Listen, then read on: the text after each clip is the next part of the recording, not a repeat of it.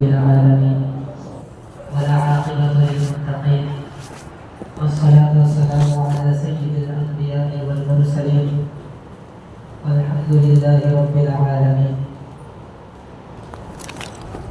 أما بعد، أعوذ بالله من الشيطان الرجيم.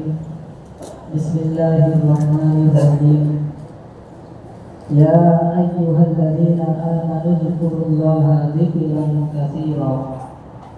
وقال الله تعالى: الذين يذكرون الله قياما وقعودا وعلى جنوبهم ويتفكرون في خلق السماوات والأرض.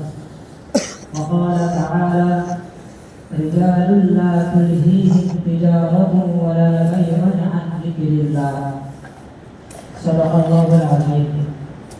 اللهم صل على سيدنا محمد وعلى آل سيدنا محمد وبارك وسلم.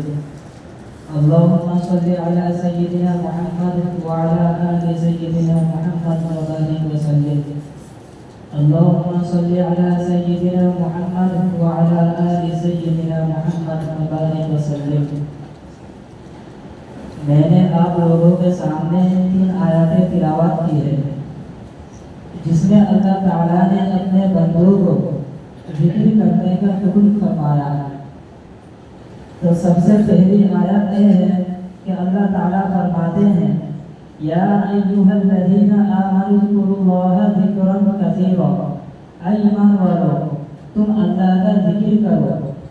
اور یہ حال بیان فرمایا کہ ذکر جو تم کرو گے وہ باکثرت ہونے کی حالت میں کرو.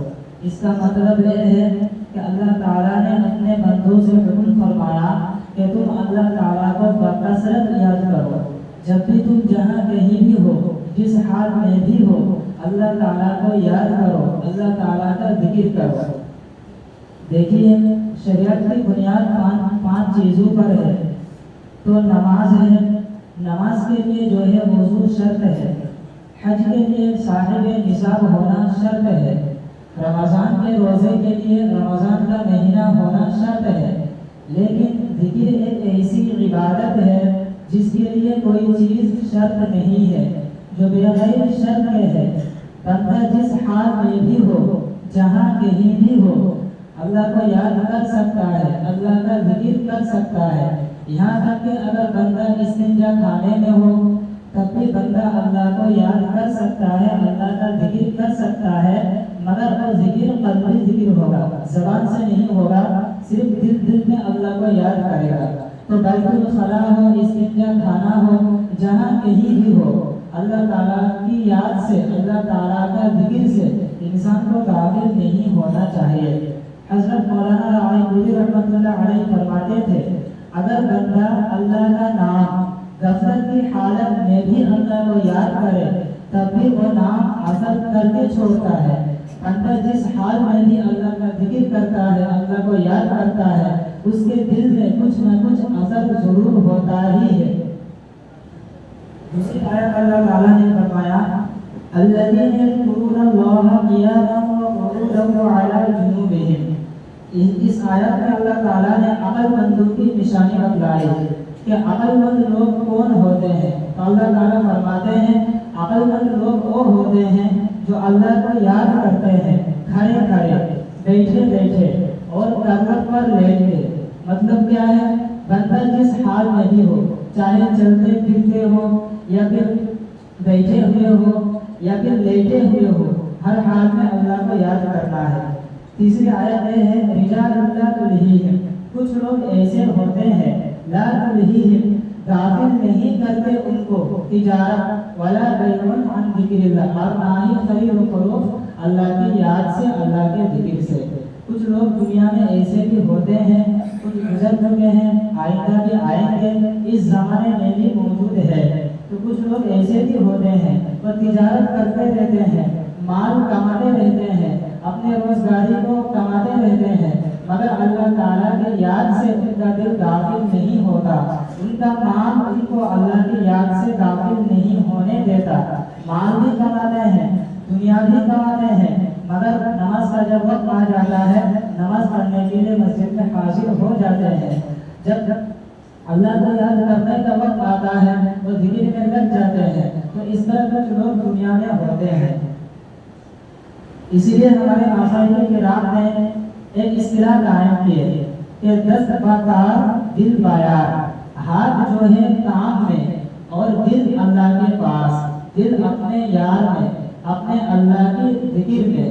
تو ایسا ہماری حالت ہونی چاہیے، ہم کام کاج بھی کرتے رہے اور اللہ کو یاد بھی کرتے رہے۔ اسی کو مشائخ کرام نے فرمایا عطوف قلبی، بندہ چلتے پھرتے اٹھتے بیٹھتے ہر وقت اللہ کو یاد کرے۔ اور ایک ہے کہ جب ہم اللہ کو یاد ہی کریں گے تو جب ہم محفل میں ہوتے ہیں، مجمع میں ہوتے ہیں، تو اس وقت ہم اللہ کو کیسے یاد کریں گے؟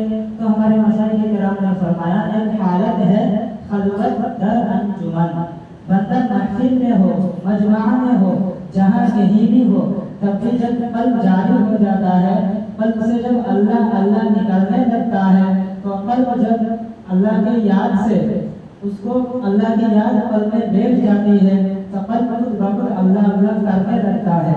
مولانا مفتی اعظم ہندوستان مفتی محمود الحسن گنگوہی رحمۃ اللہ علیہ فرماتے ہیں، وہ ایک مرتبہ جو ہے اپنی خاندان میں لوگوں کو بہت ہنسائے، پھر رلائے، پھر ہنسائے، پھر فرماتے ہیں میں تم لوگوں سے ایک بات پوچھنا چاہتا ہوں۔ حضرت نے فرمایا، لوگ جو مریدین تھے ان لوگوں نے فرمایا کیا بات ہے کہ کیا لوگ اس وقت اللہ کو یاد کر رہے تھے؟ تو مریدین نے کہا حضرت نہیں۔ تو حضرت نے فرمایا الحمدللہ، میں تم لوگوں کو اتنا ہنسایا تب بھی ایک سیکنڈ کے لیے بھی میں اللہ کی یاد سے، اللہ کا ذکر سے غافل نہیں ہوا۔ تو اس لیے ہمیں محنت کرنی پڑے گی، محنت کرنے سے سب کچھ آ جاتا ہے۔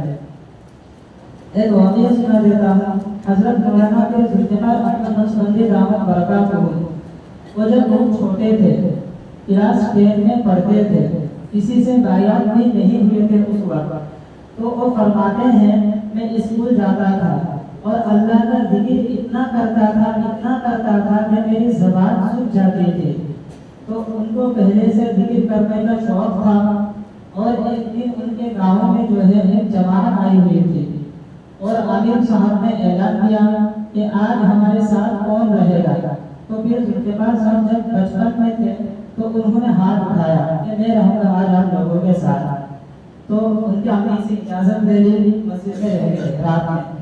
سارے لوگ اپنے معاملات سے فارغ ہو کر سو گئے، جماعت کے لوگ سارے سو گئے۔ پھر صاحب اٹھ کے نماز پڑھنے لگے۔ پھر امیر صاحب نے کہا بیٹے تم اب چھوٹے ہو، سو جاؤ۔ تو جب سو گئے تو خواب میں حضرت ابوبکر صدیق رضی اللہ تعالیٰ عنہ کی زیارت ہوئی، اور حضرت ابوبکر صدیق رضی اللہ تعالیٰ عنہ ان کے پاس آئے اور ان کے قلب میں ہاتھ رکھ کر یہ کہہ دیا تھا اللہ اللہ اللہ۔